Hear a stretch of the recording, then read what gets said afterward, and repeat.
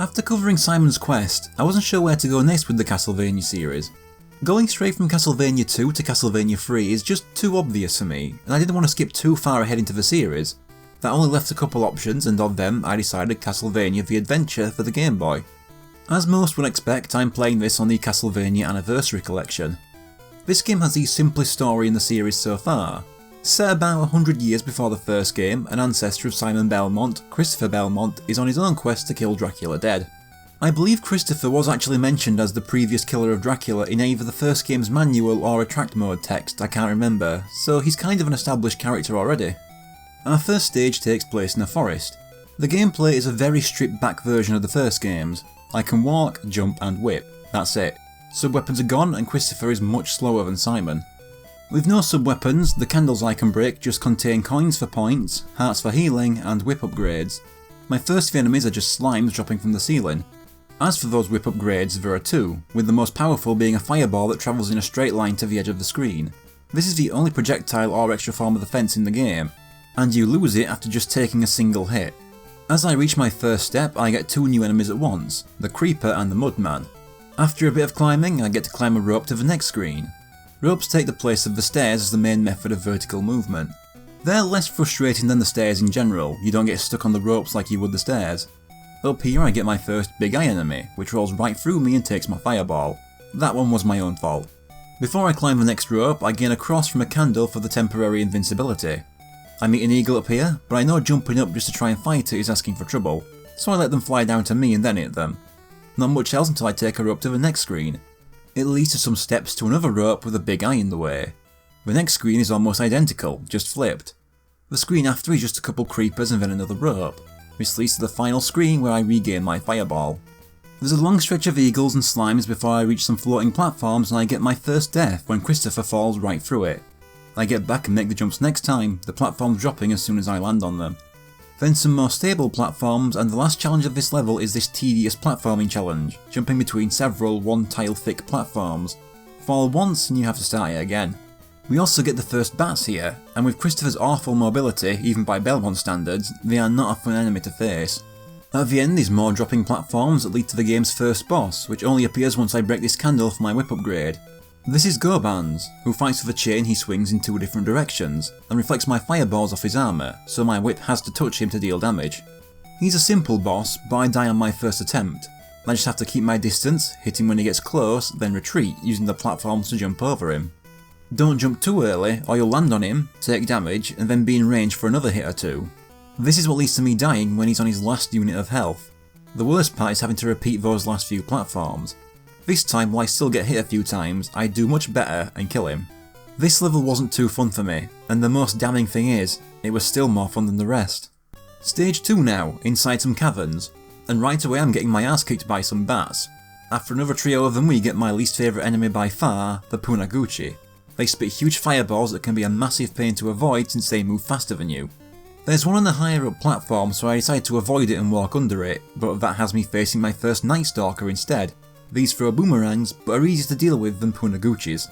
Behind it is the rope down to the next screen.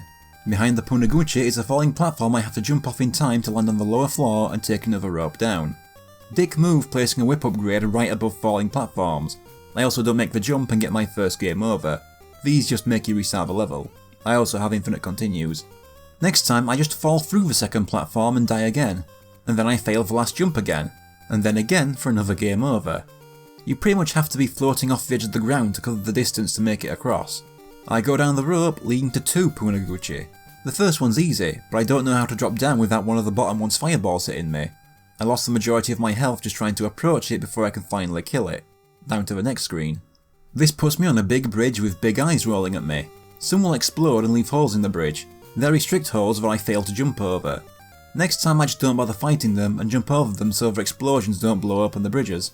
But even that's not a viable strategy as some of them pair up and make it impossible to jump over both. At least there are sometimes hearts in the candles, and with no sub-weapons, these actually restore health. This is a really long screen by the way, without much changing, but I eventually reach the rope at the end. This room has two more ropes on either side going down. I take the left rope, which drops me down above two more. I take the left one again and it repeats the room, so I take the right rope instead. It's just one Punaguchi blocking me from another rope going up. Next is some steps with big eyes dropping down, and it leads to another screen with bridges covered in more big eyes. They eventually wear me down and kill me. I had two coming at me from both sides, and I killed the one in the front instead of the one behind that would have been easier to avoid. I make it to the end and discover this isn't a new bridge, it's the exact same one and I've been looped around without realising. So back at the first fork I take the right rope, then at the next one, right loops me so I take left, down some stairs with big eyes to the next room. Another Punaguchi blocking me from another rope. Next screen is just a drop and then a walk to the next rope. I have to deal with a pair of Night Stalkers which leave me at 1 health. Next rope I can go up or down. Up loops me, but down takes me to the level's boss, Undermole. He jumps out of a hole and kills me in seconds, and that was a game over. I make it back and can take it on properly. It's actually a group, they jump out of random holes one at a time and flip around the screen, dying in one hit. If you time it right, you can even kill them the second they leave their holes. It's a very slow fight though, so you can imagine how annoyed I was when I only die at the final mole.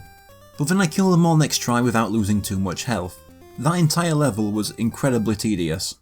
Now stage 3. This level was where my mindset went from, I know this game is unpopular, but I've liked unpopular games before so maybe I can get something from this, to, nah, everyone's right, this game fucking sucks. There's this spiked ceiling above me that starts lowering after a certain point. I'll run into the mechanism lowering it that I'll have to destroy, but bumping into it once and taking damage instantly screws you out of having the time to do it before being killed. Destroying it has the ceiling return to its original height. There are also dips in the ceiling that I can duck under, only to be killed from touching the air next to the side of a spike. After that is another mechanism and the spikes are lowered to be closer to the ground. When it starts lowering again, don't even bother with the candles, they're just there to trick you into getting yourself killed. After that I destroy another pillar and reach some falling platforms. Of course I don't make it first time as usual. I fail it the second time too, but on my last life I make it. I grab onto this rope and start climbing, but a spiked floor starts rising from the bottom of the screen. Gotta be careful as the screen scroll is automatic and jumping between the ropes puts me down a huge distance so I can't leave it too long. But then there's a she-worm which takes up space at the end of the floor so I lose time trying to pass it. Hitting once sends it rolling away in a ball, but it wasted enough time that it got me killed. Next time I'm just playing a lot better and I get past both it and the she-worm after it. Next is more moving platforms followed by more ropes. I die again when Christopher's foot lightly brushes the edge of the floor and makes him plummet into the spikes. Next time I jump off a little bit higher and keep climbing, but a rolling she-worm knocks me back into the spikes. Next try I just barely avoid the spikes again and get back on the ropes. Next obstacle is jumping from a rope onto 2 one-tile wide platforms, then some falling ones where I was surprised to grab the rope at the end, I thought I was fucked. As I climb up more, I have even more falling platforms to deal with. By now I'm in the zone, I'm getting all the jumps right and staying as close to the top of the screen as I can, and it's not long before I reach the top. So instead the spiked wall starts coming from the right. I lose time dealing with a she-worm and the split second recovery after jumping, so when I have to move right so I can drop under this floor, the spikes get me. Game over again. Normally I wouldn't do this, but I got so fed up in the 20 to 30 minutes just getting back here that I actually decided, fuck this game, and use the Anniversary Collection save state option so I can just start from here. This is a situation like the Kunio game last episode, done out of dislike for the game. Otherwise this game would never be covered because I'm not putting up with the bullshit like that. After dropping through that floor, there's a rope to climb and Christopher fails to grab it and dies. After it I have to go right to drop through another floor. Christopher didn't turn when I told him to while trying to fight, so I very nearly got killed. Next is more falling platforms, a she-worm wasting time with dodgy hit detection and dropping through another floor. Then Christopher refuses to grab another rope. I get back a few minutes later and grab on, making my way over the pit. Then comes the thin platforms again, where this time our good friend Chris decides to get caught on the ceiling and fall to his death. And it happens the next time too. Next time he makes the first jump but fails the second. After it is a set of ropes and more thin platforms, then followed by falling platforms and another part dropping through floors and walking right, this time lasting longer. But after that is a rope to the next screen. When I reach the top it leads to the level's boss, Deathbat. He'll fly up into the air and swoop down at me where I'm standing, so I just have to keep climbing up these steps and when he retreats I try to get a parting hit on him. I do well at first, but then he swaps sides and does some serious damage, and when I anticipate his new pattern, he swaps back and finishes me. Next time I just stay in the top right corner to try and keep him in that pattern. When he tries to switch sides, I stay still and take the damage while getting my own hits in, which makes him return to the normal pattern. This gets him killed pretty quickly. That level was the worst experience I've ever had with a Castlevania game. Now for stage 4, the final level. First off there's this long line of suits of armour in the background. After a while certain ones will come to life and try poking me with their spears, but they're easy enough to react to and kill. A little further on the stage 1 boss is now just a regular enemy. and behind it is a rope to a screen where Punaguchi is waiting for me in a cramped corridor, making those fireballs an even bigger nightmare to avoid. I take out the other two after it, but the final one blocking a rope kills me when a fireball doesn't touch the back of my head. I kill it next time and go up to find another one on the ceiling. I seriously hate these things. And then I climb over a rope where once again a falling platform screws me over and drops me into a pit. Game over, and I make it next time. The next rope leads to a screen filled with spikes. There are two moving platforms also with spikes on the bottom. I have to jump on the horizontally moving one, then jump in place as it passes over the vertically moving one. However, as it goes up, I jump too late and ram my head into the spikes. It's a while before I get back, and this time I jump too early and go face first into more spikes. You have to get it just right. The screen after it is a lot more simple in comparison, as I only have vertical movement to keep an eye on. The next screen is similar but with slightly less room. The screen after is another straight line taking on more Night Stalkers. The next screen is a dig, a Punaguchi next to a spiked floor below some platforms with gaps between them. And that's if those fireballs will even let me off the bastard rope. Honestly, me hitting both of them at once when I got through it was just pure luck. The screen after is one Night Stalker. Then the next one has spikes extending out of the walls one at a time. I have to time my jumps right as they move to land on top of them and make my way to the next rope. The next room has this again, but in a more cramped space. Near the top is a ladder going down. In the next room I learned that despite Christopher not being able to survive his face being in the vicinity of a spike but not touching it, being impaled ass through dick only does minor damage to him. After that I have to deal with another Gobanz with my crappy level 1 whip. At this point I'm just skimming over several minutes of deaths on each screen to make the video less tedious. Not for the benefit of you the viewer, but for me. After killing the Gobanz there's another, and of course if you let it move too far back it respawns seconds after you kill it. When I finally get past it, it's not even because I kill it, I get knocked into it and decide to just phase through it. The road behind it leads to the second to last room in the game, where I can heal and get whip upgrades. I descend into the final room and take on Dracula. He teleports between these platforms, firing off 4 projectiles at once. These either come out diagonally or just straight up, down, left and right. What keeps killing me the first few times is a lack of patience, because by this point I have none left. Constantly jumping and trying to brute force Dracula just results in taking repeated hits. It's quite simple actually. Jump strike, then duck the next projectile and repeat. If he picks the top middle of the screen, just don't bother and wait him out. If he picks the bottom middle, jump onto a higher platform as the ones right below him are almost impossible to dodge from. But when destroyed he then takes on a giant bat form. He paces left and right along the top of the screen and then spits out 3 smaller bats at once. The only strategy I found was to hang out below, wait for him to pass and hit him as he gets away, hoping he spawns the bats in an easy place to deal with.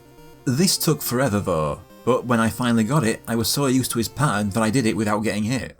The screen shakes and we get the classic collapsing castle while watching on a nearby cliff ending. We get the credits and then see Dracula's bat form escape from the rubble.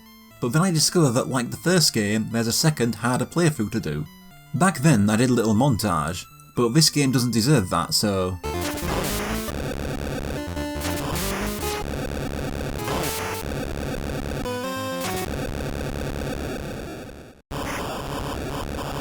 There. Fucking done. I never have to touch this game again. This was awful. Too painfully slow, too much dodgy hit detection and bad level design. The only thing it has going for it is the soundtrack. This is my 3rd Castlevania game covered on this channel, and 5th overall with me having played Lament of Innocence and Judgment each around a decade ago. And I can safely say that of the 5 games in this series I've played through all the way, this is definitely the worst so far. It did get a WiiWare remake, but that's gone down with the Wii Shop channel. I hear it was really good, so hopefully it'll get a re-release at some point so I can play it legitimately. Legends too, so I don't have to fork out the current price for a physical cart. While I'm far from having played even a decent chunk of the games in this series, I can't imagine there being any worse than The Adventure, so hopefully my experience with this series can only be better from this point on.